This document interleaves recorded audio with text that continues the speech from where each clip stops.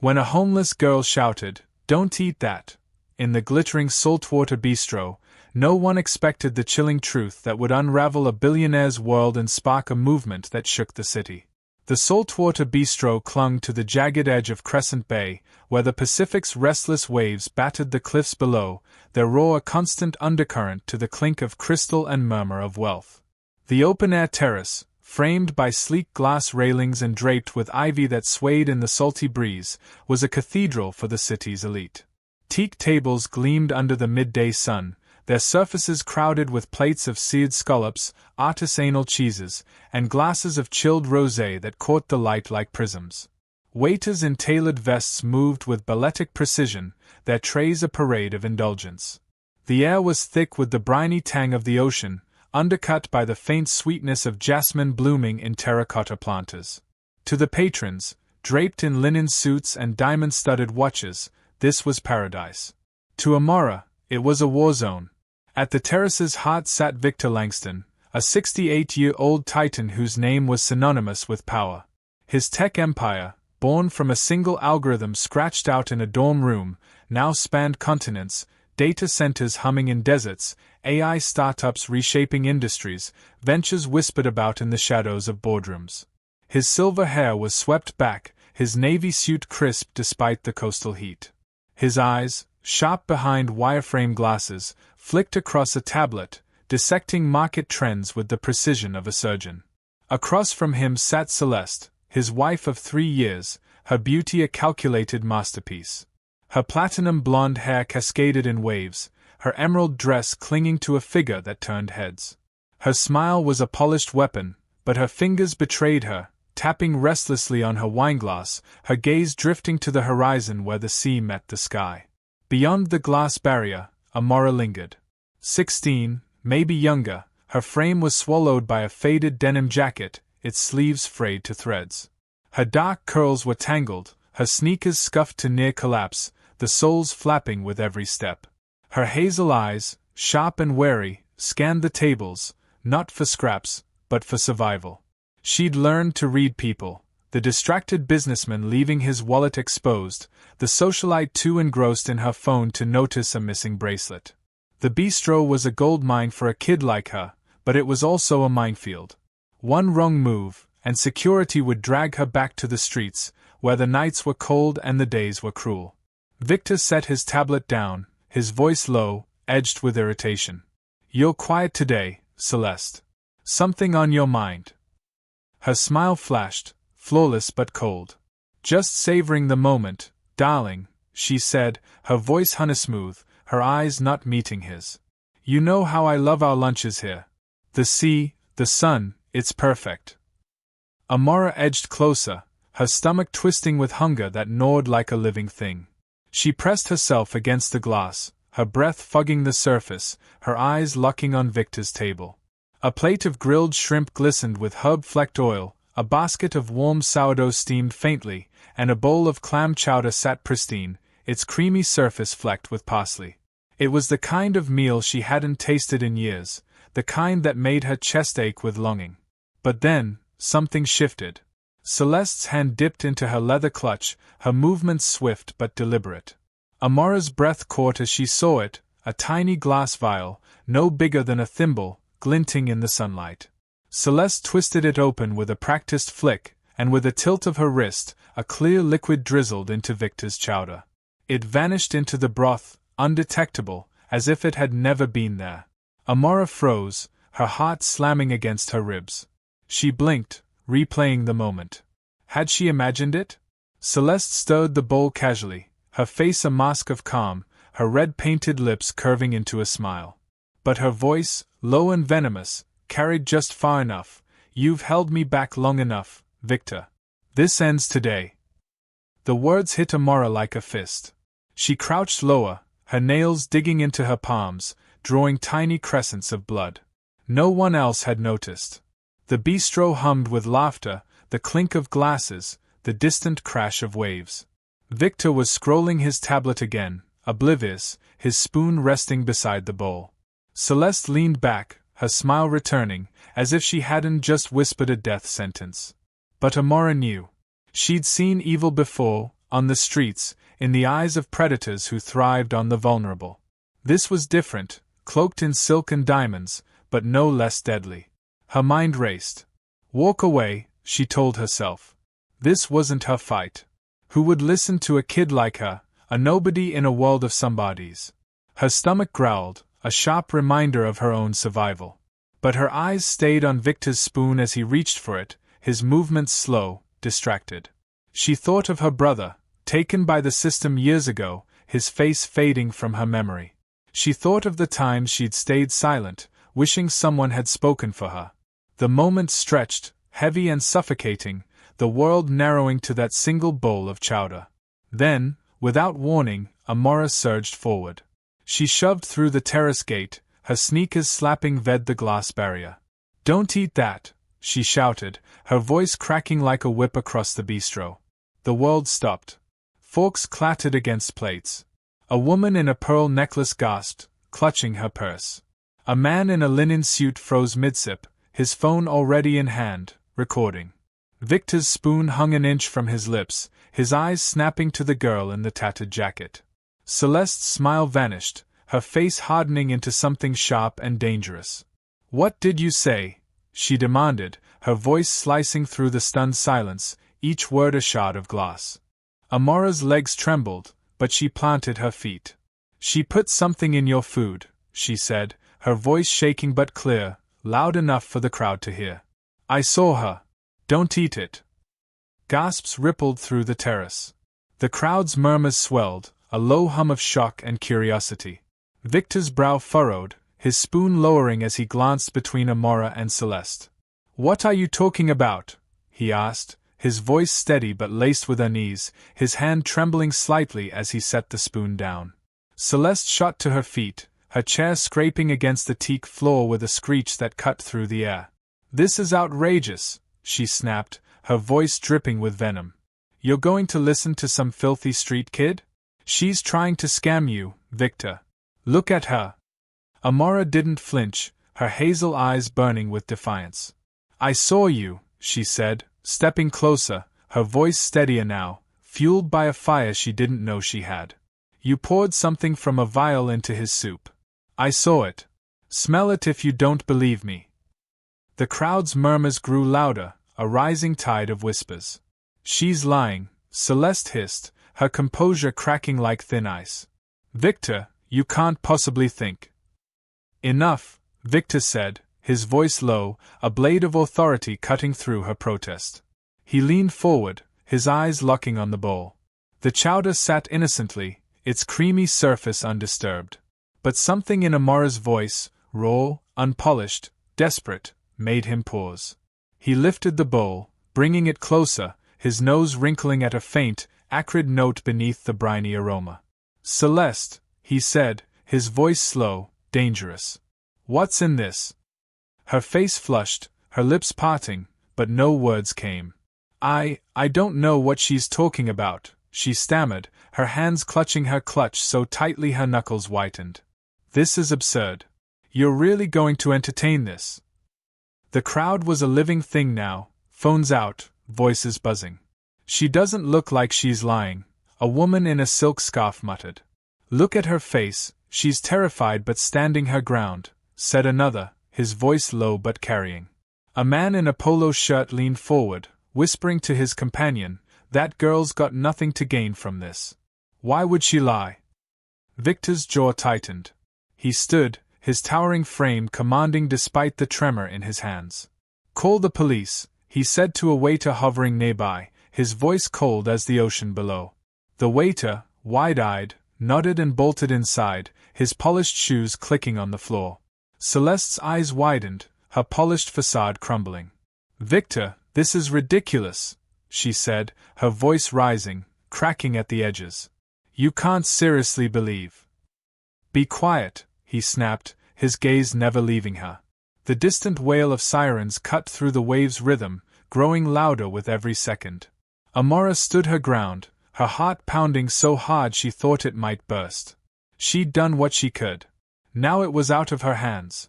The police arrived, their boots heavy on the terrace, their navy uniforms stark against the bistro's elegance. "What's going on here?" the lead officer asked, his hand resting on his belt, his eyes scanning the scene. Victor gestured to the bowl. "This girl says my wife tampered with my food. I want it tested." Celeste's face turned scarlet. "This is nonsense," she shouted, her voice raw. "She's just a kid, Victor. You're letting her manipulate you." The officer leaned over the bowl, sniffing cautiously. His partner raised an eyebrow, her expression neutral but sharp. Do you have anything to say about this?" Celeste's hands shook, her voice climbing. "No. This is a setup.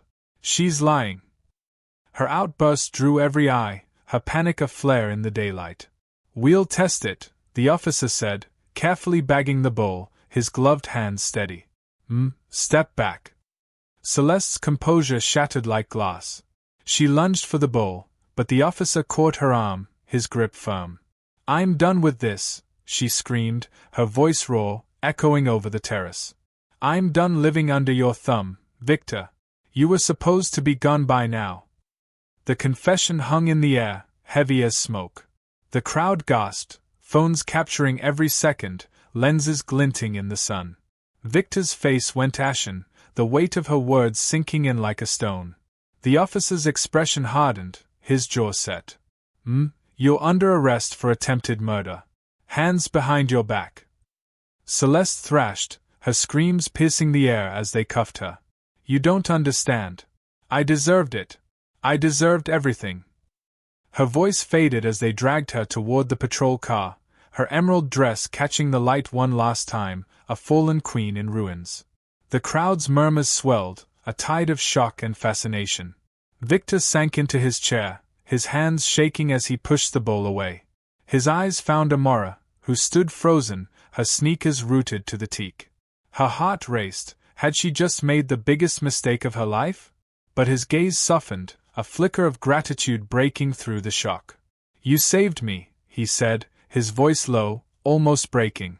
"What's your name?" "Amora," she mumbled, her voice barely audible, her eyes on the table.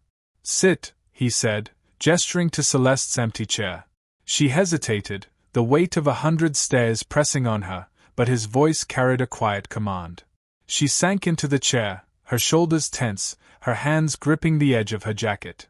"You didn't have to do that," Victor said, his voice steady now, though his eyes were distant, replaying the betrayal. "Most people would have walked away. Why didn't you?" Amora shrugged, her gaze fixed on the table, her voice barely above a whisper.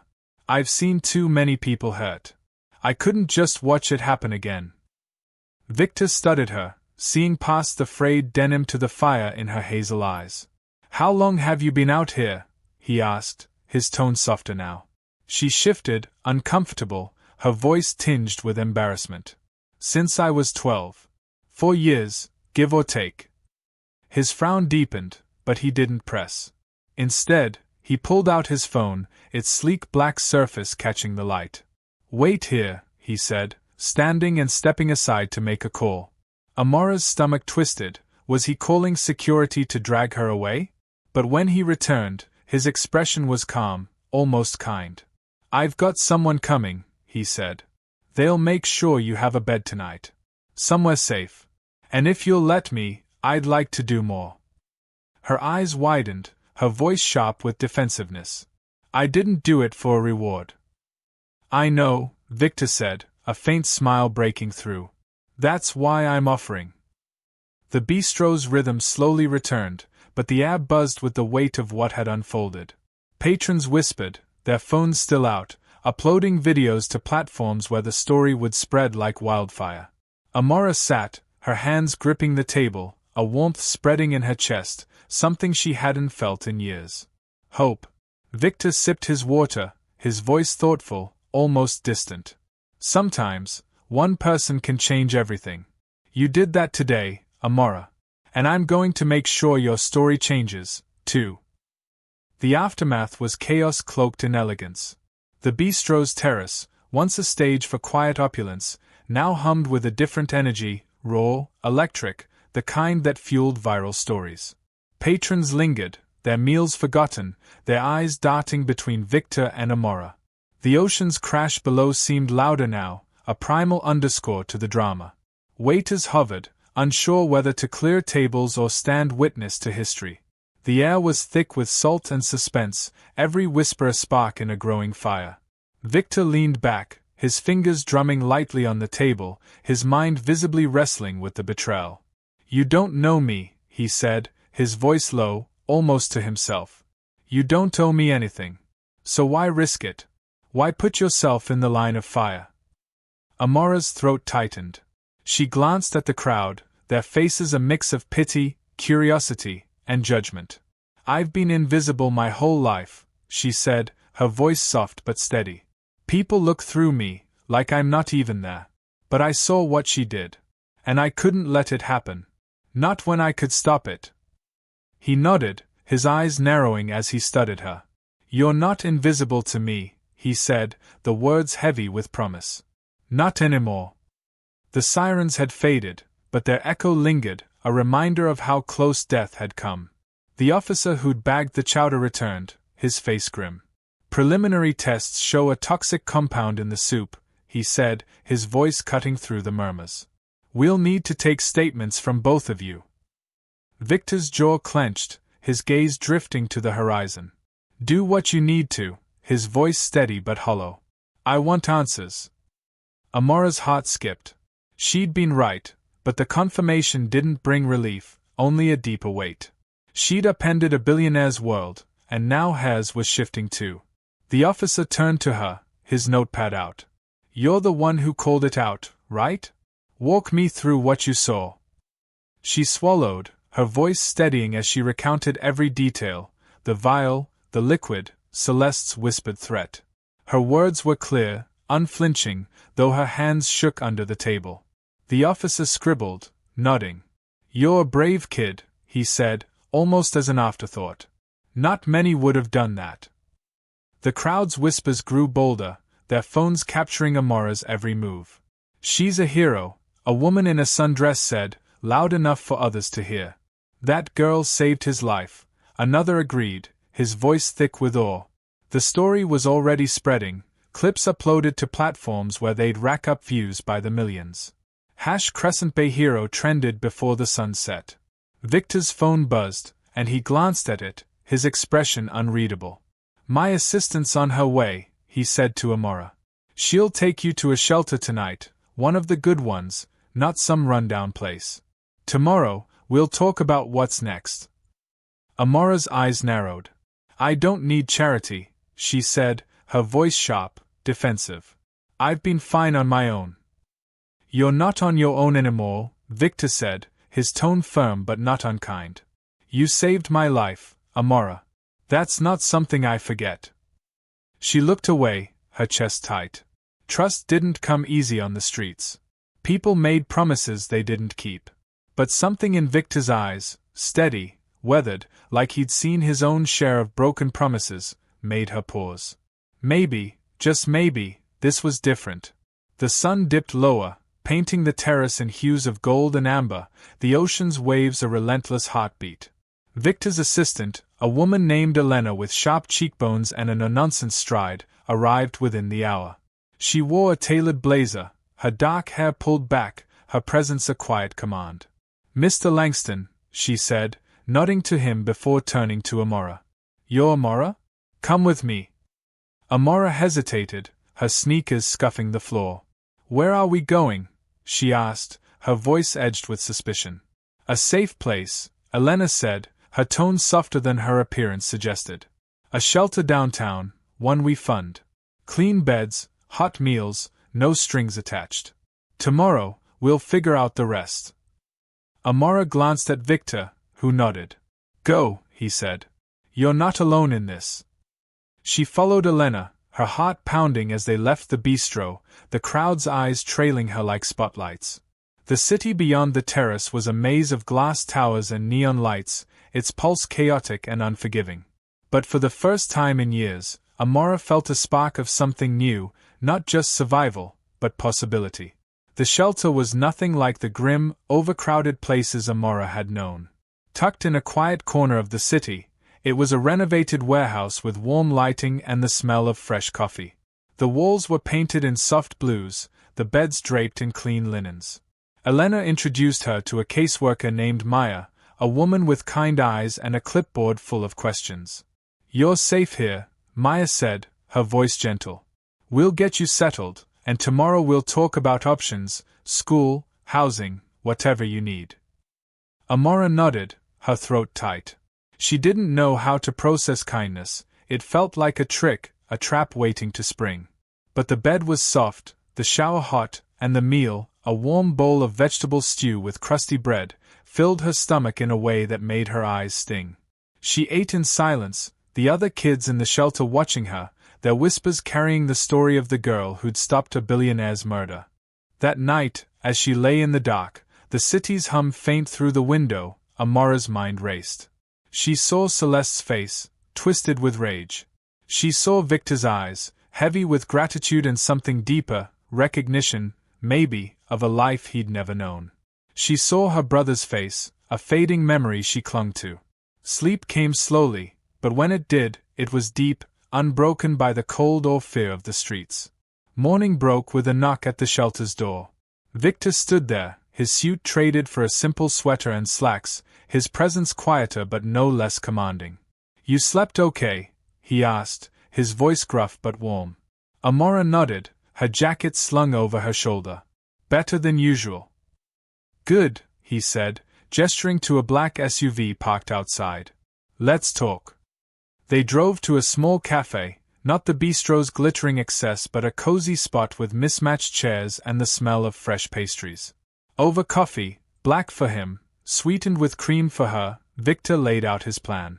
"I owe you my life," he said, his eyes steady.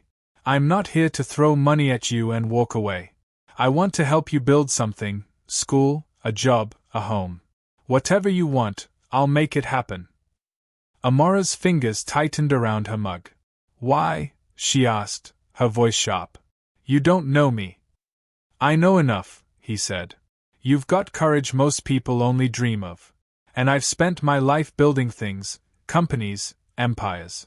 Maybe it's time I built something smaller, something real. Starting with you." She looked away, her chest tight. "I don't know what I want," she admitted. "I've never had the chance to think about it." "Then we'll figure it out," Victor said, his voice firm. "Together." The story didn't end there. The bistro incident exploded online, clips of Amora's shout racking up millions of views. #Crescent Bay Hero trended for weeks, her face, defiant, raw, plastered across screens. News outlets called her a street kid turned savior, a symbol of grit and heart. Victor's team worked fast, shielding her from the worst of the media frenzy, but the world wanted her story. And she wasn't sure she wanted to give it. Celeste's trial was a spectacle, her polished facade gone as she faced charges of attempted murder. Evidence piled up, the vial, traced to a pharmacy she'd visited, security footage catching her sleight of hand, even a text to an unknown contact, hinting at her plan. Victor sat through every hearing, his face unreadable, his empire's resources ensuring justice moved swiftly. Amora testified once, her voice steady, her words painting the moment that changed everything. Celeste's conviction came fast, her sentence a decade behind bars. For Amora, life shifted. Victor's promise held. He funded her education, a GED first, then community college, where she discovered a knack for coding, a skill that felt like solving puzzles she'd never known existed. He found her a small apartment, nothing lavish but hers, with a view of the bay that reminded her of that day.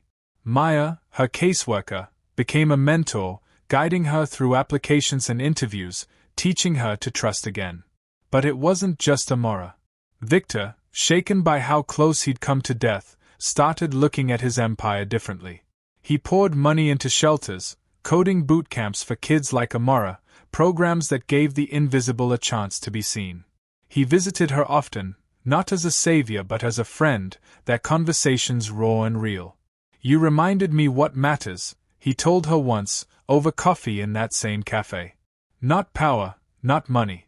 People." Amora's story spread, not just for the drama but for the hope it ignited. Posts online called her a hero, A kid who'd stared down a world that ignored her and won. Her courage sparked others, donations to shelters spiked, volunteers flooded programs, and stories of small acts of bravery trended alongside hers. The bistro, once a haven for the elite, became a pilgrimage site for those chasing inspiration. Years later, Amara stood at a podium, her denim jacket traded for a blazer, her voice steady as she spoke at a fundraiser Victor had organized. "I was nobody," she said, her hazel eyes scanning the crowd. "But one moment, one choice, changed everything. Not just for me, but for anyone who's ever felt invisible.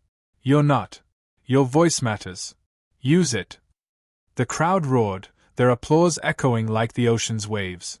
Victor sat in the front row, his eyes glistening, a man who'd built an empire but found meaning in a girl who'd shouted 4 words. The world watched, shared, and remembered, a story of courage, redemption, and the power of one voice to change it all. If this story gripped you, share it with someone who needs to know. Even the smallest act can ripple across the world. Courage isn't always loud, but it's always unstoppable.